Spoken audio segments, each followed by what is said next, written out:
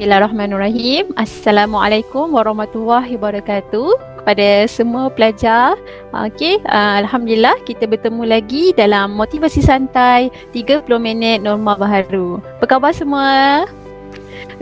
Alhamdulillah hari ni kita ada tetamu jemputan yang istimewa yang kita bawakan, iaitu Dr. Muhammad Hafizuddin, pegawai perubatan di bahagian onkologi dan radioterapi. Dengan tajuk je pada Motivasi Santai hari ini, iaitu Doktor Kanser, yang mana risiko, tekanan dan emosi cantik. InsyaAllah tanpa membuang masa lagi, kita mempersilakan Dr. Hafiz untuk memperkenalkan dirilah sedikit sebanyak. Dipersilakan. Terima kasih diucapkan kepada Ustazah Sakinah. Assalamualaikum warahmatullahi wabarakatuh dan selamat sejahtera kepada semua, kepada ahli warga SMK Bandaraya. Pertama sekali saya ingin mengucapkan terima kasih kepada Jawatankuasa SMK Bandaraya kerana menjemput saya untuk memberikan motivasi pada hari ini.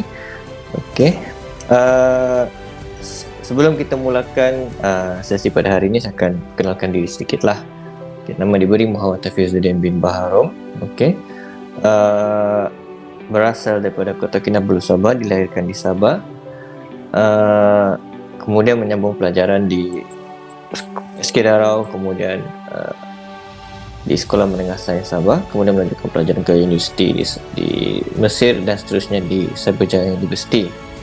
Dan pada ketika ini sedang berkhidmat di Hospital Wanita dan Kanak-kanak Sabah lah.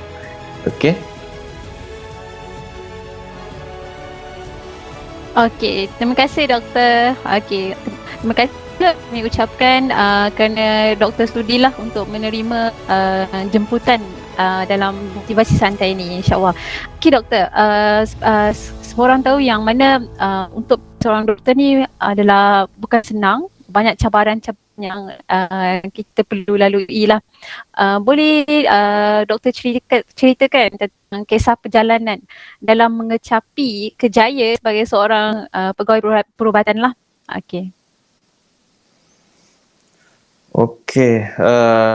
Bagaimana kerjaya saya sebagai seorang doktor ini bermula?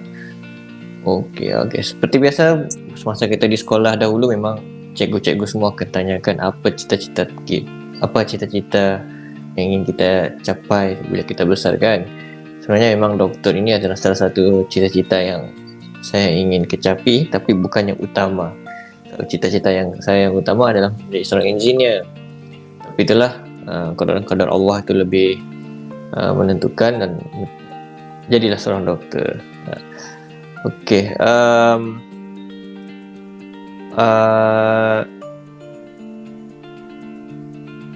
Usaha menjadi doktor ini asalnya adalah dorongan daripada keluarga saya sendirilah sebenarnya. Terutama kepada ibu saya, dia lebih betul-betul menyokong saya untuk menyambungkan pengajian dalam bidang perubatan. Selepas saya habis SPM. Seterusnya saya telah melanjutkan pengajian selama 3 tahun yang pertama di Universiti Zagazig di Republik Mesir lah. Dan seperti semua sedia maklum, pada awal tahun 2010 ke atas, negara Mesir telah dilanda revolusi. Mereka telah membuat demonstrasi untuk menjatuhkan presiden mereka pada ketika itu, dan kerajaan Malaysia telah mengambil langkah untuk melakukan operasi evakuasi kepada semua pelajar-pelajar Malaysia yang berada di Mesir pada ketika itulah. Saya adalah antara salah seorang pelajar tersebut. Kemudian telah ditawarkan untuk menyambung lagi 3 tahun pengajian di salah sebuah universiti di Semenanjung Malaysia, Cyberjaya University College of Medical Science, selama 3 tahun lah. Dan alhamdulillah berjaya menghabiskan pengajian dalam ijazah sarjana perubatan. Seterusnya saya telah melengkapkan latihan housemanship di Hospital Queen Elizabeth juga, dan menyambung medical officer di Jabatan Radioterapi dan Onkologi Hospital Likas. Okey. Uh, dari segi perjalanan awalnya memang tidak mudah lah sebenarnya. Okey. Tipulah kalau saya sendiri tidak pernah merasai kegagalan. Okey. Semasa saya sekolah menengah sendiri pun, subjek additional mathematics itu adalah subjek yang saya paling lemah. Ya, saya sendiri pernah mendapat grade E dalam subjek tersebut. Namun alhamdulillah, saya dikurniakan dan dikelilingi oleh oleh rakan-rakan dan guru-guru yang sangat-sangat suportif dan membantu sesama mereka dan sesama ahli kumpulan masing-masing lah. Sekiranya ada dalam ahli kumpulan itu yang kurang baik dalam sesuatu subjek, mereka akan bantu sampai berjaya. Okay, so itu adalah satu inisiatif yang sangat baik, okay, dan ia sangat berkesan dan berhasil kepada diri saya lah sebagai salah satu contoh. Okay, so jadi dari sini pengajarannya adalah kalau anda gagal sekali dalam pelajaran, tidak bermakna tidak ada masa depan untuk kita. Kita masih ada masa untuk bangkit dan jadikan kegagalan itu sebagai satu batu loncatan untuk menjadi yang lebih baik. Okay? Kerana SPM itu bukan segala-galanya.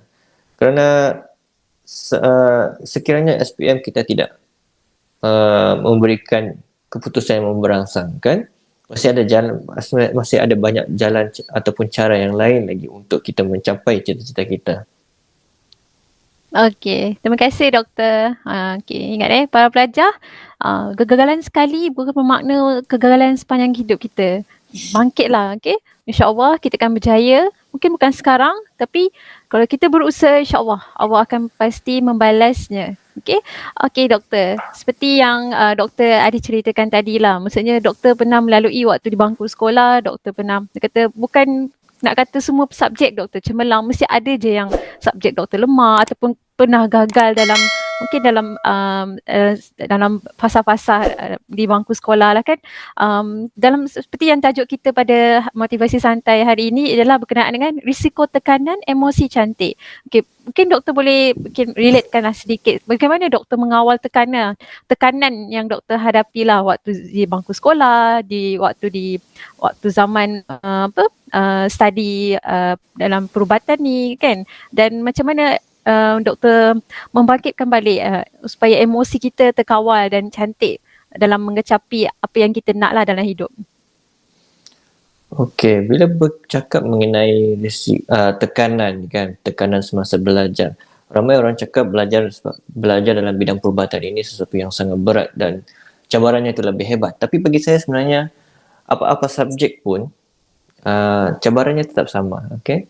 Lebih-lebih lagi pada waktu pandemik sekarang ini, saya tidak boleh samakan apa yang saya lalui dahulu dengan apa yang para pelajar lalui sekarang. Kerana pada waktu dahulu, masa saya bersekolah, saya dahulu duduk di asrama penuh. Okay? So, saya duduk di asrama. Okay? Saya bergaul dengan kawan-kawan. So, kami belajar bersama-sama setiap malam buat study group. Okay? Kita berbincang mana-mana subjek yang kita lemah. Okay? Akan tetapi kalau kita bandingkan dengan situasi kita pada zaman pandemik ini, study group itu agak susah untuk mencapai efikasi yang kita inginkan, ya. Sebab ialah dia punya perasaan tu berbeza. Berbeza bila kita belajar online ini tidak sama macam bila belajar secara bersemuka ataupun bincang secara bersemuka. So semua itu ada perbezaan yang sangat ketara. So tekanannya itu pun juga berbeza. Okay. So pada zaman saya dahulu, tekanan yang saya selalu hadapi itu adalah memang kerja rumah yang banyak, and then tidak dapat faham sesuatu subjek dengan baik. Okay, tapi kita sentiasa ada guru-guru dan kawan-kawan yang boleh membantu kita untuk meningkatkan keupayaan kita agar lebih baik. Tapi pada zaman pandemik ini, di mana semua pembelajaran itu dilakukan secara online, semuanya betul-betul bergantung kepada diri masing-masing. Bagaimana untuk melatih diri untuk lebih berdisiplin, untuk belajar dengan orang yang lebih arif, ya. And then untuk berbincang itu juga satu cabaran, Okey, sebab sebagai contoh matematik. Uh, Agak susah untuk kita berbincang bila tidak bersemuka dengan membuat jalan penyelesaian matematik itu melalui online. Okey, bagi saya itu satu yang sukar. Mungkin ada teknologi yang terkini yang boleh membantu, tapi bagi saya rasanya itu tidak sama. Okey, bagaimana saya mengatasi masalah itu selain pada bantuan guru-guru dan rakan-rakan dan juga keluarga adalah sentiasa amalkan segala solat 5 waktu, baca doa, okey. Bangun pagi-pagi untuk melakukan solat sunat, mohon petunjuk daripada Allah untuk lapangkan hati kita untuk mudah menerima ilmu. Okey. Sekarang semua itu walaupun kita rasa mungkin tidak ada perbezaan, namun uh, akan terasa kelapangan bila kita menimba ilmu itu, insya-Allah. Okey, terima kasih doktor. Pelajar-pelajar kena ingatlah yang mana bukan kita bergantung kepada study semata-mata, tapi kita hendaklah menjaga hubungan kita dengan Allah, menjaga hubungan kita dengan ibu bapa, dengan orang sekeliling kita. Okey, dalam masa yang sama benda ini sedikit sebanyak sangat-sangat penting kerana Allah lah yang membantu kita dalam memahami, dalam mencapai kejayaan tu. Okey, insya-Allah. Okey, sebelum kita teruskan, saya ingin mengingatkan para pelajar untuk mengisi link kehadiran yang akan diberikan ada di bawah ya, okey, di bawah link di live chat tu, dan pelajar-pelajar isi jawab maklum balas dan juga nanti akan ada sijil lah yang kita akan terima dekat email masing-masing. Dan selain itu, saya ingin ingatkan juga sekiranya para pelajar atau sesiapa penonton yang ada soalan, jangan seganlah, just type saja di live chat dan kita akan cuba untuk menjawab lah. Okay, alright. Terima kasih. Okay, doktor. Kita teruskan. Okay, sekarang ni bila yalah kita nak menghadapi SPM, kita ada cita-cita kita yang ingin kita capai. Tetapi walau bagaimanapun kadang-kadang apa yang kita impikan tu tidak orang kata tidak mencapai lah, maksudnya tidak menepati apa yang kita nak. Okey, sebagai contoh lah kan, mungkin sebelum ni adakah ataupun memang daripada bangku sekolah doktor memang nak menjadi seorang doktor, ataupun doktor ada cita-cita lain dan bila tak mencapai cita-cita yang doktor nak, and then bagaimana doktor mengawal ataupun menerima dengan menerima dengan seadanya lah, dan fokus dalam apa yang doktor sudah capai di sekarang ni. Okey, sejujurnya memang pada di bangku sekolah itu cita-cita memang untuk menjadi seorang engineer ya, sebab minat saya pada waktu dulu itu adalah fizik lebih daripada biologi. Okey, jadi kerana itu cenderung saya itu lebih menjadi engineer berbanding seorang doktor. Okey, namun sesudah kami mendapat keputusan SPM, okey,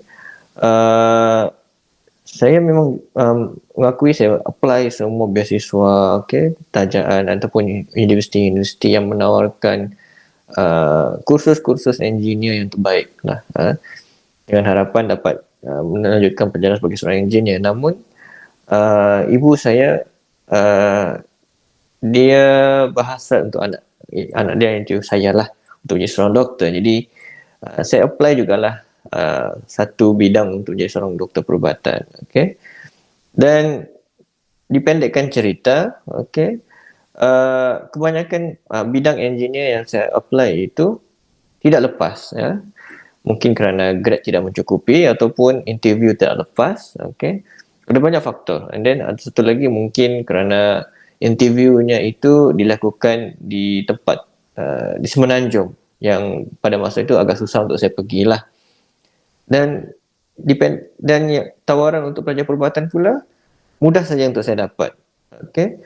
Jadi atas restu ibu, saya pun memilih untuk menyambung sebagai seorang doktor perubatan lah di Mesir pada waktu itulah. Okey. Apa yang mendorong saya untuk teruskan dengan apa yang saya telah pilih ini adalah untuk mendapat keredaan seorang ibu lah. Kerana minat itu kita akan pupuk sedikit demi sedikit. Okay? Yang penting apa yang kita buat itu kita enjoy, ya. Kita faham, kita enjoy. Okey. Uh, Mm. Memang agak susah pada permulaannya, ya, kerana ialah seperti saya kata tadi, biologi itu bukan sesuatu subjek yang saya memang mahir. Okay, namun kalau dengan usaha dan tekad, insya-Allah apa-apa pun kesusahan pasti ada penyelesaiannya. Dan alhamdulillah saya berjaya menghabiskan bidang pengajian dalam bidang perubatan lah. Okey. Terima kasih doktor untuk pencerahan sebentar tadi. Oleh itu para pelajar, we plan, Allah plan and Allah is the best planner. Kadang-kadang apa yang kita nak tak dapat, tapi itu sebenarnya lebih baik untuk kita. Allah yang lebih mengetahui. Kadang-kadang apa yang tak baik itu sebenarnya lebih baik. Apa yang macam itulah. Okey. Alright, harapnya para pelajar kadang kita menetapkan matlamat, tetapi kita berdoa, kita bertawakal, kita berusaha, tapi insya-Allah lah apa-apa pun kita berserah pada Allah. Allah lebih mengetahui lah apa yang terbaik untuk kita. Okey. Okey doktor. Seterusnya uh, kita nak tanya berkenaan dengan apa yang doktor paling suka lah berkenaan dengan kerjaya doktor sebagai pegawai perubatan. Mungkin apa yang mendorong doktor ataupun kata apa yang bestnya dekat bila menjadi seorang pegawai perubatan lah. Okay, terima kasih. Apa yang best sebagai seorang doktor perubatan? Penat lah. Itu kira best ke? Okey. Yang ramai orang dia berhasrat untuk menjadi seorang doktor perubatan itu kerana kewangannya. Okey. Orang kata gaji doktor ni tinggi. Okey. Tapi kalau kita fikir-fikirkan balik, sebenarnya kerja seorang doktor ni sangat penat. Dan dengan jumlah kepenatan yang sangat banyak, itu sebenarnya tidak berbaloi dengan apa yang kita dapat. Ya. Okey, jadi semuanya betul-betul bergantung pada niat seseorang itu mengapa dia seorang jadi seorang doktor perubatan. Apa yang saya suka bila menjadi seorang doktor ini adalah kita dapat menyumbangkan tenaga dan ilmu kita untuk membantu masyarakat menjadi lebih baik. Ya. Terutamanya sekali dapat membantu orang-orang tua, okay, adik-adik kita yang sakit, okay. Yang menjadi satu-satu kepuasan yang sangat-sangat sukar digambarkan bila orang yang sakit itu kita rawat, kita lihat perkembangan dia daripada seorang yang sakit pada seorang yang sembuh, ya. And then mereka mengucapkan terima kasih pada akhir rawatan mereka, akan menjadi satu kepuasan bagi seorang doktor untuk merawat mana-mana pesakit pun. Okay, bukan kerana gajinya ataupun glamournya, tapi lebih kepada kepuasan merawat seseorang itu. Okay, terima kasih doktor. Okay, insyaAllah. Okay, itu part yang mana apa yang doktor suka berkenaan dengan kerjaya doktor. Okay, kali ini pula saya nak tanyalah bagaimana doktor mengatasi segala cabaran dan kesusahan okay, sepanjang menjadi seorang pegawai perubatan ni lah. Maksudnya apa yang doktor alami dan mungkin boleh share pengalaman dengan pesakit ke ataupun apa sajalah dalam kerjaya doktor. Okey, bagaimana saya mengatasi kesusahan dan kepayahan itu adalah pentingnya untuk mendapat sokongan keluarga, ya. Kerana sokongan keluarga ini yang penting untuk membantu daripada sokongan emosi dan mental kita. Okey. Apabila kita sudah bersusah payahan seharian untuk di hospital, namun apabila kita melihat keluarga kita menunggu di rumah, ya, dengan senyuman yang manis, ya, insya-Allah semua kesusahan dan kepayahan itu akan hilang, ya. Okey, satu lagi yang menarik dan yang berbezanya bila saya berkhidmat di jabatan onkologi ini nama lainnya adalah jabatan kanser, ya. So kanser ini adalah satu penyakit yang di mana agak susah untuk kita melihat kesembuhan. Okey. Kebanyakannya pesakit yang datang pada kita berada di pada tahap 4, iaitu tahap yang terakhir, tahap yang kritikal. Okey. Beruntungnya mereka yang berada di kanser tahap keempat ini adalah mereka tahu masa mereka bila akan tiba. Okey, bila mereka akan pergi. Jadi bila mereka ada masa timeline ini, mereka orang tahu apa yang orang perlu buat. Okay, orang boleh bersedia mempersiapkan diri mereka. Okay, mempersiapkan diri mereka kepada akhirat, mempersiapkan diri mereka kepada hubungan sesama manusia. Sebab orang tahu, mereka akan pergi tidak lama lagi. So itu kelebihan mereka berbanding dengan kita yang manusia yang tidak ada sakit. Kita tidak tahu bila ajal kita. Okay, mungkin mungkin bila saya keluar daripada bilik ini, saya naik kereta, saya aksiden, saya meninggal dunia. Tapi saya tidak sempat untuk pun bertaubat. So itu adalah satu kerugian bagi diri saya. Yang berbeza dengan mereka yang menghidap penyakit kanser ini. Jadi mereka ada satu perasaan keinsafan itu. Okay? Bila kita melihat mereka menzahirkan keinsafan, okay? So dia akan mendidik satu perasaan keinsafan juga pada diri kami sebagai seorang doktor. Okey, terima kasih doktor. Sangat menarik bila doktor dah mula bincangkan ataupun bercerita berkenaan dengan bidang kepakaran doktor iaitu dalam onkologi. Mungkin doktor boleh share lah sebab kita nak kata para pelajar ni lebih menghargai kehidupan mereka yang sihat kan, yang kata masih Allah beri peluang untuk bernafas dekat bumi ni.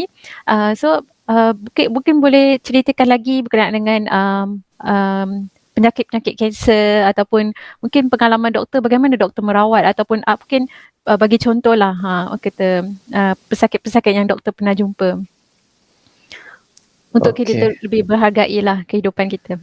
Okey, saya berjumpa dengan pelbagai macam jenis masyarakat dengan pelbagai jenis kanser ya. Untuk pengetahuan semua, untuk kaum lelaki, kanser yang paling banyak dijumpai adalah kanser paru-paru. Okey, kerana apa? Kerana lelaki suka merokok. So kerana habit merokok inilah kanser paru-paru itu statistiknya bilangan semakin bertambah. Ya, bilangan orang yang mengidap penyakit kanser paru-paru ini bilangannya semakin bertambah. Ditambah lagi dengan penghasilan vape. Okay? Vape itu tidak akan mengurangkan risiko untuk tidak mendapat kanser. Ya? Itu kita kena faham. So, dia masih ada kandungan-kandungan chemical yang bahaya dan boleh membuatkan kanser itu datang lebih cepat. Okay? Untuk kaum wanita pula, kanser yang paling banyak yang kami temui adalah kanser payudara. Ya? Kanser payudara dari seawal umur 20 tahun pun kami sudah jumpa. Okay, jadi banyaklah perkongsian daripada pesakit-pesakit ini. Mereka rasa sedih kenapa mereka yang dapat kanser, kenapa bukan orang lain, apa salah mereka. So semua ini adalah ketentuan Tuhan. Okay, kalau walaupun orang itu telah sedaya upaya menjalani kehidupan yang sangat-sangat sihat, okay, selalu bersenam, namun kadang-kadang kadar Allah itu lebih kita kena akur lah, ya. Kadang-kadang ada yang orang merokok itu kadang-kadang dia tidak dapat kanser, ada orang yang tidak merokok itu yang dapat kanser. Namun yang penting selagi mana kita dapat mengelak daripada risiko untuk mendapat kanser itu, kita cuba elak, ya. Dari segi kehidupan mereka, memang kehidupan mereka akan berubah kerana mereka akan ada satu jadual yang sangat-sangat strict untuk mereka untuk menjalani rawatan kemoterapi, ya, 2 minggu sekali, 3 minggu sekali. Okay? Kadang-kadang satu kemo itu boleh berlanjutan kepada 3 hari hingga ke 5 hari. Ya? So itu satu tempoh yang sangat lama. Okay? Kadang-kadang bagi mereka yang berumur 17 tahun dapat kanser, mereka memang tidak akan dapat untuk fokus pada pelajaran. So, kerana mereka akan lebih tertumpu pada rawatan mereka. Okay? So ini satu keadaan yang mengisahkan lah, ya, untuk kita agar sentiasa menjaga kesihatan, tidak kira masa dan usia. Okey doktor, terima kasih.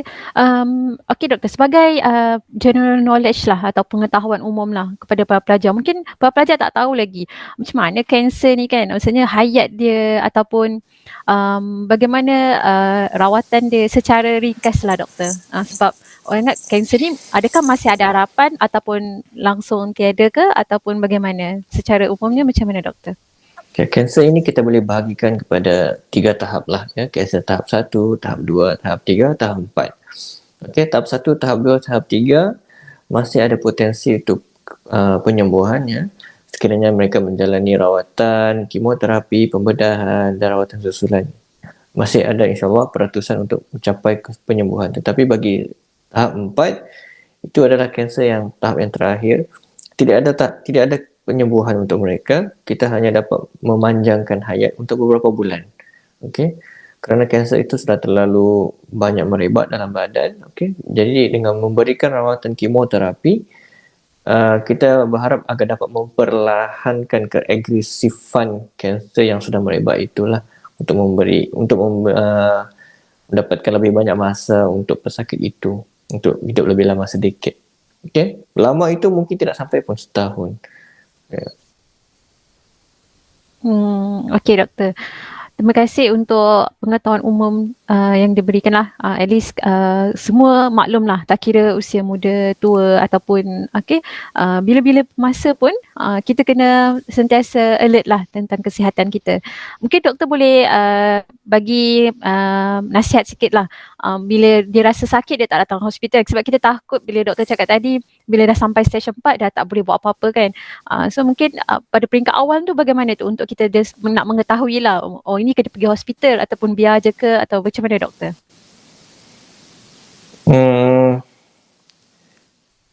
Kalau kamu merasai sesuatu kesakitan ataupun ada simptom yang berpanjangan, disarankan untuk kita terus berjumpa dengan doktor lah. Okay? Doktor akan buat berbagai saringan, okay, untuk mengetahui apa punca sesuatu simptom itu berpanjangan. Ya? Sekiranya simptom itu berpanjangan lebih daripada 2 minggu, 3 minggu, so itu adalah sesuatu yang perlu dikhawatirkan lah. So, anda hanya perlu pergi ke klinik ataupun hospital yang terdekat. Okay, mereka akan melakukan saringan dan mereka akan merujuk kepada pakar-pakar yang berkaitan lah sekiranya terdapat masalah yang ditemui. Okey, terima kasih doktor. Pelajar kena ingat, penting sangat sebab percentage yang kita tahu sekarang ni bila pesakit-pesakit datang dah stage 4, maksudnya dah terlambat lah. Sebenarnya ia boleh dirawat bila kita dapat tahu lebih awal lah pada stage pertama ataupun kedua. Oleh itu ini sebagai satu pengetahuan umum lah, yang mana kalau nampak mungkin mak ayah kita, saudara mara kita kan, adik-adik kita ataupun sesiapa sajalah kawan-kawan kita, kita kena sentiasa menjaga mereka atau mengambil tahulah perihal mereka. Okey doktor. Seterusnya kita nak tanyalah secara umum, apakah nasihat yang doktor akan berikan lah kepada para pelajar kita yang mungkin mempertimbangkan kerjaya mereka sebagai seorang doktor?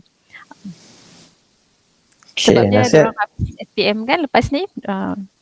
Nasihat saya, walau apapun cita-cita kamu untuk dicapai selepas habis SPM ini, teruskan. Okay? Tidak kisah dia menjadi seorang doktor, seorang cikgu, seorang engineer, maupun seorang artis, musician, tidak kisah apapun, tetapkan niat. Okay? Apa tujuan kita untuk mencapai cita-cita tersebut? Adakah kerana glamour, kerana duitnya, ataupun kerana untuk membanggakan kedua ibu bapa kita? Okay? Kerana dengan niat yang betul, insyaAllah kita akan mendapat kepuasan dalam mengejar cita-cita kita, ya. Okey, terima kasih doktor. Okey doktor, ini part yang paling penting lah, sebab kita ni nak bagi semangat dan dorongan kepada pelajar-pelajar SPM kita kan. Kiranya minta doktor mungkin boleh berikan tips untuk adik-adik kita kan, nak menghadapi SPM tak lama lagi, ataupun yang bakal hadapi SPM pada tahun hadapan. Mungkin doktor boleh bagikan tips dan pesanan lah yang doktor boleh titipkan kepada adik-adik kita. Okey, nasihat kepada bakal-bakal pelajar SPM. Okey, walaupun suasana kita tidak sama macam apa yang saya lalui pada zaman dahulu, dan saya percaya suasana pada zaman pandemik ini lebih mencabar. Okey, apa yang penting sekali adalah kita kena ada jati diri yang kuat, ya. Kena perlu berdisiplin untuk fokus dalam pembelajaran agar kita sentiasa tahu apa yang kita ingin capai dalam sesuatu subjek itu, apa yang kita ingin capai dalam sesuatu subjek. Okay? Kerana pada zaman ini akan banyak distractions, ya. dan susah untuk kita fokus, terutama sekali bila kita terpaksa belajar dari rumah. Okay. Kadang-kadang bukan semua para pelajar mempunyai kesenangan untuk memiliki talian internet yang bagus, ya. Dan mungkin ada juga yang terpaksa berkongsi telefon dengan adik-beradik yang lain. So ini adalah satu cabaran. Okay, agak sukar untuk mereka untuk belajar melalui cara online ini. So cabaran itulah, segala kesusahan dan cabaran inilah yang akan membuatkan para pelajar jadi lebih kuat, okay, untuk menjadi kita lebih tahan rasa di alam pekerjaan nanti. So kerana walau apa pun jadi kita masih boleh buat dan kita masih boleh berjaya, InsyaAllah. Okey, terima kasih doktor. Okey, saya ada dapat soalan daripada ada seorang pelajar ni. Ni kira nak tanya doktor lah. Okey, seorang pelajar lelaki ni dia bertanya, bagaimana ya doktor, since pandemic ni saya jadi macam addicted dengan video game, rasa macam malas je nak belajar. Macam mana nak timbulkan rasa minat balik? Sebab saya rasa bila main game tu lebih seronok. Okay. Dan begitulah doktor, macam mana doktor? Kita nak, sebab doktor pun seorang lelaki, fahamlah.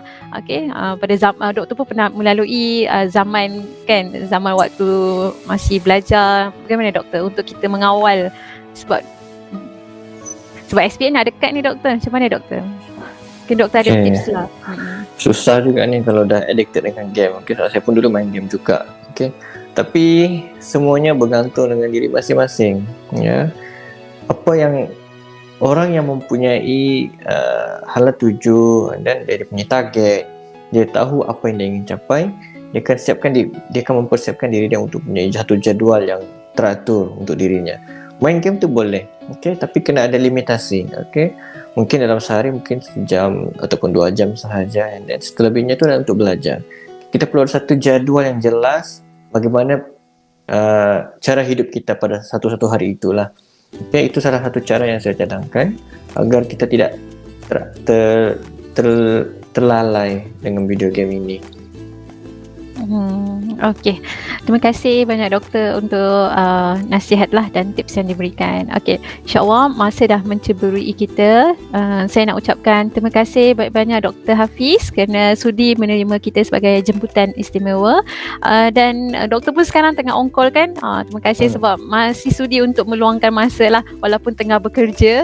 Bagaikan adik-adik sekalian kena ingatlah yang mana kita ada banyak masa lapang, kita ada banyak masa kan yang boleh kita buat pelbagai. Maka boleh belajar, boleh tolong ibu bapa kan dan sebagainya. Tetapi gunalah masa tu dengan sebaiknya, yang mana ia adalah untuk ia menentukan masa depan kita lah.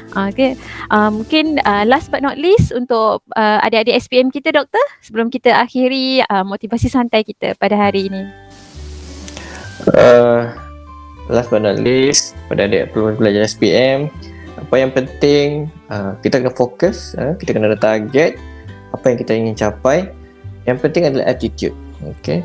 Kalau kita cemerlang tinggi mana pun, sekiranya attitude kita tidak di tahap yang baik, tidak ada gunanya. Okay. Yang penting kita punya satu attitude yang sangat-sangat bagus. Okay. Kerana attitude inilah yang akan membawa kita di alam pekerjaan nanti. Okey. Terima kasih Dr. Hafiz. Okey adik-adik semua, insyaAllah kita akhiri motivasi santai kita pada hari ini. Kita jumpa pada hari Jumaat pula bersama tetamu jemputan istimewa, iaitu datangnya daripada Universiti Al-Azhar. Okay? Dan yang paling best dia adalah mantan guru Sekolah SMK Bandaraya. Okay? Kalau nak tahu, stay tune, nanti kita akan edarkan poster lah kenaan dengan motivasi santai pada hari Jumaat ini. Okay adik-adik, jangan lupa untuk study kerana SPM nak dekat, dan insyaAllah saya doakan semoga semuanya akan sukses lah di dunia dan di akhirat. There is no secret to success. It is the result of preparation, hard work and learning from failure. Okay, kita jumpa lagi insyaAllah. Assalamualaikum warahmatullahi wabarakatuh.